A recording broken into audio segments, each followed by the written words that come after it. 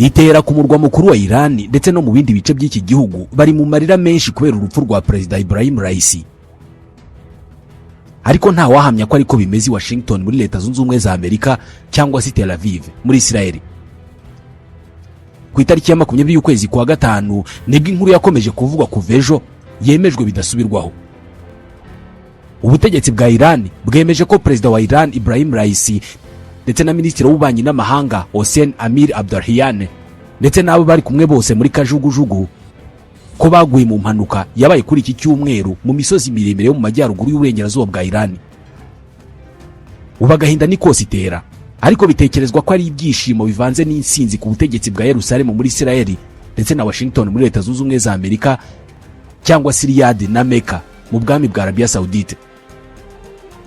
Perezida Raisi yakoze impanuka ubwo yerekezaga mu mujyi wa Tabriz mu majyaruguru y'uburengerazuba bwa Iran.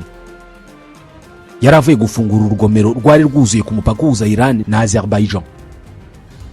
Inkuru y'urupfu rwe yemejwe mu gihe igihugu cye kiri mu bihe bikomeye cyane byo guhanganira ubuhangange n'ibihugu byo mu burasirazuba bwo hagati, kubera ko nk'ubwo Iran iri mu bihe bikomeye byo kutumvikana na Israel. Yo ishyigikiye umutwe wa Hamas w'Abanyapalestine uhanganye na leta ya Israel mu ntambara imaze amezi 7. Uretse kuguhangana gukomeye kwa Iran na Israel, Iran iri mu bihe bikomeye byo guhangana n'ubwami bwa Arabia Saudite. Iran ishyigikiye umutwe w'Abahouthi urwanya ubutegetsi bwa Yemen. Uyu mugabo wari perezida wa 8 wa Iran, urupfu rwe ruvuze iki ku isi yose uyu munsi no kuri politike mpuzamahanga by'umwihariko mu burasirazuba bwo hagati ndetse no mu ntambara ziri muri icyo gice. Kubera iki inkuru y'urupfu rwe yavuzwe cyane ku isi yose? Kubera iki ariyo nkuru irimo kuza ku ipaji ibanza mu bitangazamakuru bitandukanye byo ku isi?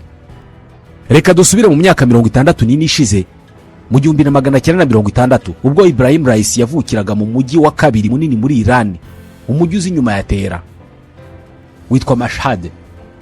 Ni umujyi ukomeye cyane mu bijyanye n'idini ya Islam y'Abashiyite. Ku myaka 15 y'amavuko Ibrahim Raisi yagiye mu ishuri ryigisha ibijyanye n'idini. Mu 1979 ubwo habaga impinduramatwara ya Islam muri Iran, Ibrahim Raisi wari umunyeshuri icyo gihe yitabiriye imyigaragambyo yasabaga ko ubwami bw'Abasha bwategekaga Iran icyo gihe bwari bushyigikiwe n'ibihugu byo mu burengerazuba bw'isi nka Leta Zunze Ubumwe za Amerika n'Ubwongereza bugenda bukavaho bakakira muzehe Ayatollah Ruhollah Khomeini, umuyobozi w'ikirenga. Iyi mpinduramatwara yayobowe n'umutegetsi w'ikirenga Ayatollah Khomeini byarangiye igeze ku ntego zayo, maze ubutegetsi bw'ubwami bw'Abasha burahirikwa. Ubutegetsi bujya mu maboko y'idini na politiki icyarimwe bifatanyije. Nyuma y'impinduramatwara ya Islam, Ibrahim Raisi yinjiye mu nzego z'ubutabera za Iran, akora akazi ko kuba umushinjacyaha mu mijyi itandukanye. Mu 1985 Ibrahim Raisi yagizwe umushinjacyaha mukuru wa Tehran. Mu myaka 3 izina rya Raisi ryaravuzwe cyane mu mazina y'abantu bagize uruhare rukomeye mu kwica imfungwa za politike zari muri gereza. Nyuma y'urupfu rw'umutegetsi w'ikirenga Ayatollah Ruhollah Khomeini agasimburwa na Ali Khamenei, Ibrahim Raisi yazamutse cyane mu nzego z'ubutabera. Mu 1989 yagizwe umushinjacyaha mukuru wa Tehran. Bigeze mu 1994 agirwa umuyobozi w'urwego rw'ubugenzuzi rushinzwe kurwanya ruswa, ushatse warugereranya n'umuvunyi. Kuva mu 2004 yabaye umuyobozi w'urukiko rw'ikirenga wungirije. Raisi nk'umunyamategeko yakoze byinshi kandi bikomeye. Uretse mu butegetsi busanzwe bwa Iran, Ibrahim Raisi yanahawe inshingano n'umutegetsi w'ikirenga wa Iran Ali Khamenei, aho kuva mu 2012 kugera mu 2021 Ibrahim Raisi yari umushinjacyaha mu rukiko rw'ikirenga rwa Iran. Uru ni rwo rukiko rucira imanza abayobozi mu idini ku byaha bisanzwe ndetse n'ibyaha bya politiki. Mu 2017 Ibrahim Raisi yagerageje bwa mbere kwiyamamariza gutegeka Iran ahangana na Perezida Hassan Rouhani, ariko aratsindwa. Gusa mu 2021 Ibrahim Raisi noneho yatsinze amatora, yinjira mu biro by'umukuru w'igihugu nka Perezida wa Repubulika ya Islam ya Iran. Aba Perezida wa 8 w'iki gihugu kuva habaye impinduramatwara ya Islam yo mu 1979. icyo gihe abatavuga rumwe n'ubutegetsi muri Iran bavuze ko amatora yakozwe mu buryo bwo gufasha Ibrahim Raisi gufata ubutegetsi, kubera ko ngo mu buryo bwihariye ni inshuti magara y'umutegetsi w'ikirenga wa Iran Ali Khamenei. Ku butegetsi bwe kuva mu 2021 kugera aguye mu mpanuka y'indege ku itariki ya 19 y'uku kwezi kwa gatanu, Ibrahim Raisi yakomeje umurongo wo gushaka ubuhangange bwa Iran mu karere iherereyemo. Yabicishije mu guhangana n'ibihugu birimo Leta Zunze Ubumwe za Amerika, Israel ndetse na Arabia Saudite mu buryo bweruye cyane. Ku butegetsi bwe nibwo bwa mbere kutumvikana hagati ya Iran na Israel kwageze ku rwego rwo kurasana. Ibi byabaye ejo bundi twese turabyibuka. Kuri iyi nshuro ibihugu byageze aho birasana ku mugaragaro, amagambo ashirivuga mu buryo budasubirwaho. Ibrahim Raisi yahanganye bikomeye na Israel mu buryo bweruye, aho ubutasi bwa Israel bwitwa Mossad bwakoze operation menshi mu guhagarika Iran mu gukora ibisasu bya kirimbuzi.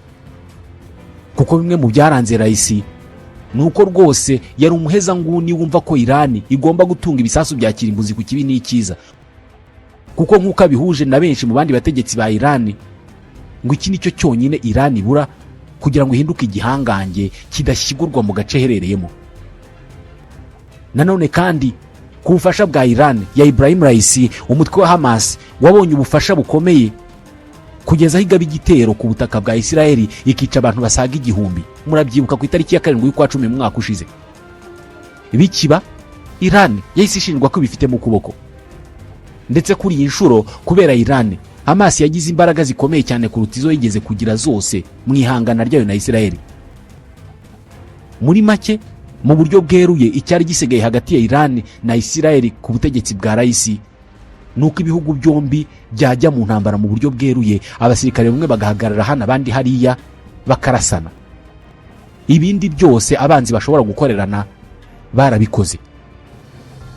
Mu guhangana na Arabia Saudite y'abasunite, Iran y'abashiyite yakoze byinshi mu gufasha ba Houthi bo muri Yemen bashaka gutegeka Yemen nyine.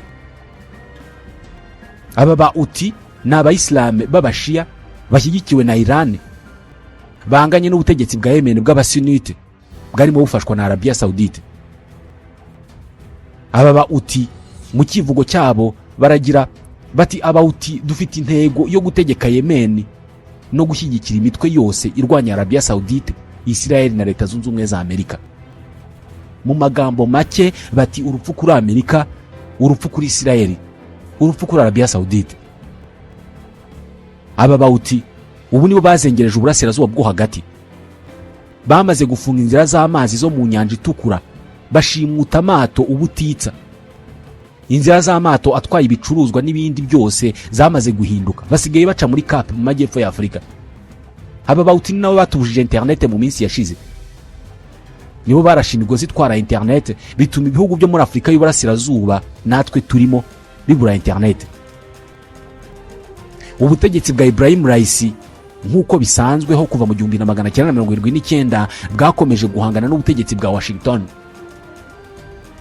Mu buryo rusange ubutegetsi bwa Raisi bwagiye kure mu guheza inguni muri politike ya Iran mu birebana n'ububanyi n'amahanga. Ibi nabyo byatumye Iran iba ingingo igarukaho cyane ku isi yose kubera iryo hangana n'ibyo bihugu.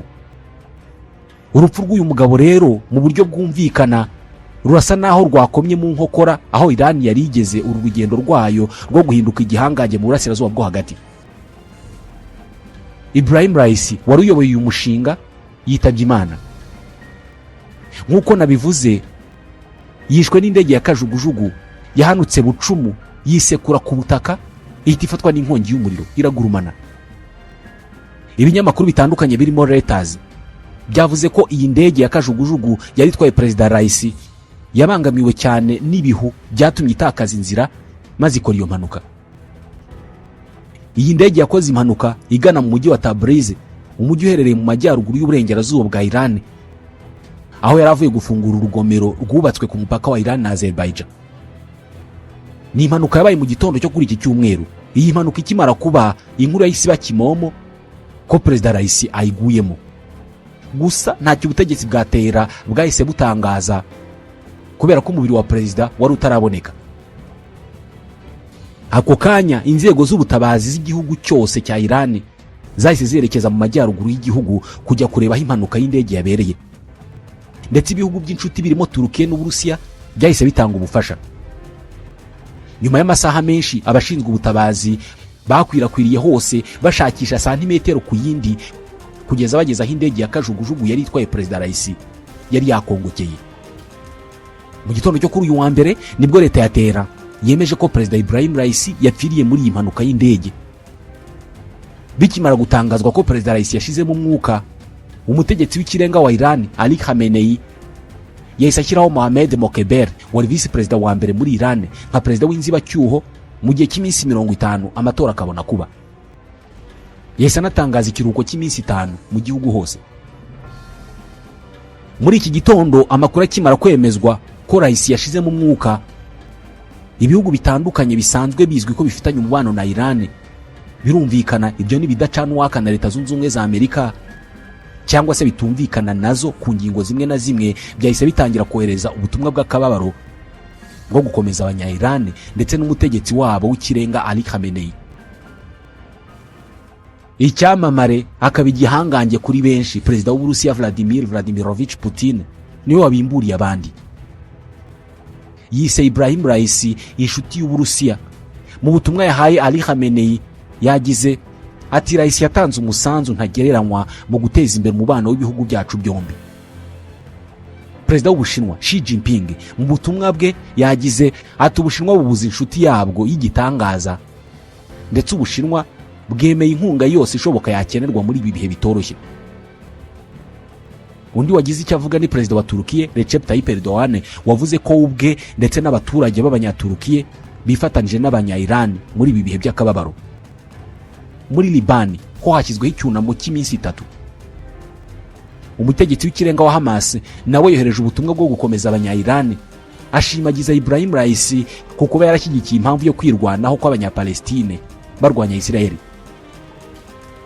Uretse abangaba kandi abandi bategetsi benshi barimo Bashar al-Assad wa Syria, Nicolas Maduro wa Venezuela, Minisitiri w'Intebe w'Ubuhindi Narendra Modi, Sheikh Tamim al-Thani umwami wa Qatar, General Abdel Fattah al-Sisi Perezida wa Misiri, William Ruto wa Kenya n'abandi benshi nabo bihanganishije Iran.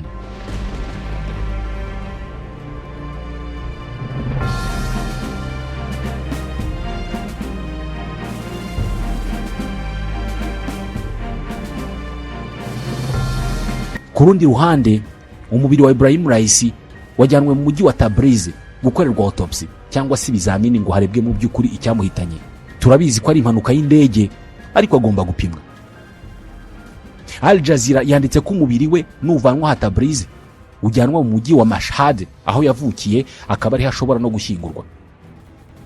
Iyi ndege ntago ari Perezida Raisi wayiguyemo gusa, yari kumwe n'abandi bantu 7 barimo Hossein Amir Abdollahian wari minisitiri w'ububanyi n'amahanga, Malik Rahmati wari guverineri w'intara y'Uburasirazuba ya Azerbaijan, Ayatollah Muhammad al-Hashem wari intumwa y'umutegetsi w'ikirenga wa Iran mu ntara ya Azerbaijan y'Uburasirazuba, Sardar Seyed Mehdi Musavi wari umuyobozi w'itsinda rishinzwe umutekano wa Perezida Ibrahim Raisi, Colonel Seyed Taher Mostafavi wari umupilote w'indege yahitanye Perezida Raisi, Colonel Mohsen Daryanush wari umupilote wungirije cyangwa se copilote, Major Behruz Gadimi wari ushinzwe tekinike ijyanye n'iby'indege. Aba nibo bapfanye na Perezida Ibrahim Raisi. Amakuru aturuka Itera aravuga ko muri aba bose nta numwe bashije kurokoka iyo mpanuka. Ku rundi ruhande amakuru agitangazwa mu binyamakuru byose, abantu bagaragaje ibitekerezo bitandukanye. Bamwe bigaragara ko bashyigikiye Israeli bagaragaje ibyishimo bitagira ingano, bati Imana ya Israeli irahoye.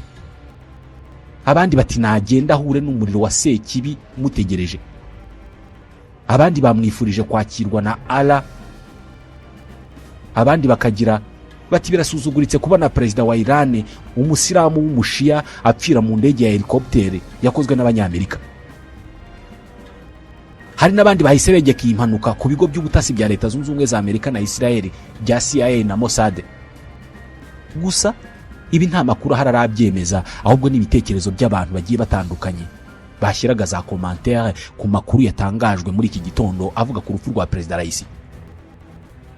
Aba batangaga ibitekerezo byabo ni uburenganzira bwabo bwo kubitangaza. Mwakoze kudukurikira.